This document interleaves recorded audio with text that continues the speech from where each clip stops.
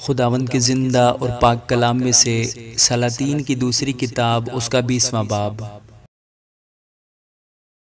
انہی دنوں میں حزقیہ ایسا بیمار پڑا کہ مرنے کے قریب ہو گیا۔ تب یسایہ نبی آموس کے بیٹے نے اس کے پاس آ کر اس سے کہا، خداوند یوں فرماتا ہے کہ تو اپنے گھر کا انتظام کر دے، کیونکہ تو مر جائے گا اور بچنے کا نہیں۔ تب اس نے اپنا منہ دیوار کی طرف کر کے خداوند سے یہ دعا کی، اے خداوند، میں تیری منت کرتا ہوں، یاد فرما کہ میں تیرے حضور سچائی اور پورے دل سے چلتا رہا ہوں، اور جو تیری نظر میں بھلا ہے وہی کیا ہے۔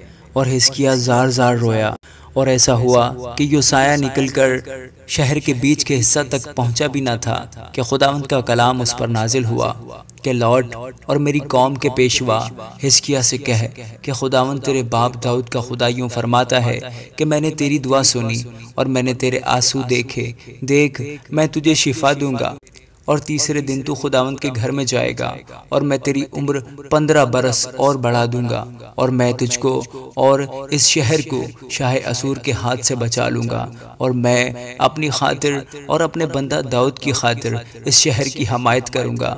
اور یوسایہ نے کہا، انجیروں کی ٹکیاں لو۔ انہوں نے اسے لے کر پھوڑے پر باندھا، تب وہ اچھا ہو گیا۔ اور حزقیہ نے یوسایہ سے پوچھا، اس کا کیا نشان ہوگا کہ خداوند مجھے صحت بخشے گا اور میں تیسرے دن خداوند کے گھر میں جاؤں گا؟ یوسایہ نے جواب دیا کہ اس بات کا کہ خداوند نے جس کام کو کہا ہے اسے وہ کرے گا۔ خداوند کی طرف سے تیرے لیے نشان یہ ہوگا کہ سایہ یا 10 درجے آگے کو جائے یا 10 درجے پیچھے کو لوٹے۔ اور حزقیہ نے جواب دیا، یہ تو چھوٹی بات ہے کہ سایہ 10 درجے آگے کو جائے، سو یوں نہیں بلکہ سایہ 10 درجے پیچھے کو لوٹے۔ تب یوسایہ نبی نے خداوند سے دعا کی، سو اس نے سایہ کو آخر کی دھوپ گھڑی میں 10 درجے یعنی جتنا وہ ڈھل چکا تھا اتنا ہی پیچھے کو لوٹا دیا۔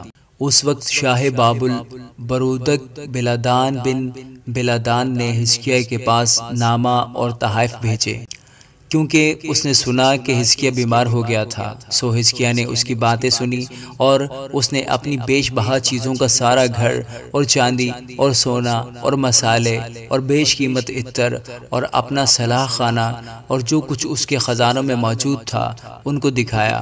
اس کے گھر میں اور اس کی ساری مملکت میں ایسی کوئی چیز نہ تھی جو حزقیہ نے ان کو نہ دکھائی۔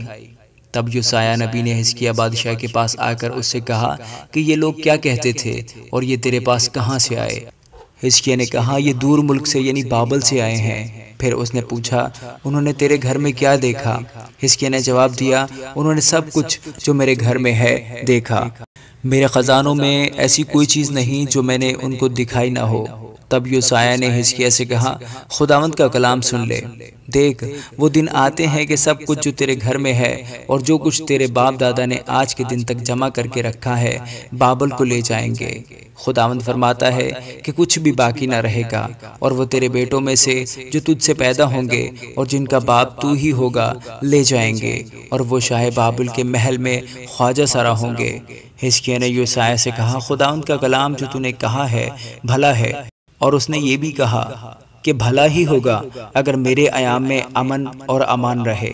اور حزقیہ کے باقی کام اور اس کی ساری قوت، اور کیوں کر اس نے تالاب اور نالی بنا کر شہر میں پانی پہنچایا، سو کیا وہ شاہان یہودا کی تواریخ کی کتاب میں قلم بند نہیں؟ اور حزقیہ اپنے باپ دادا کے ساتھ سو گیا، اور اس کا بیٹا منسی اس کی جگہ بادشاہ ہوا۔ آمین۔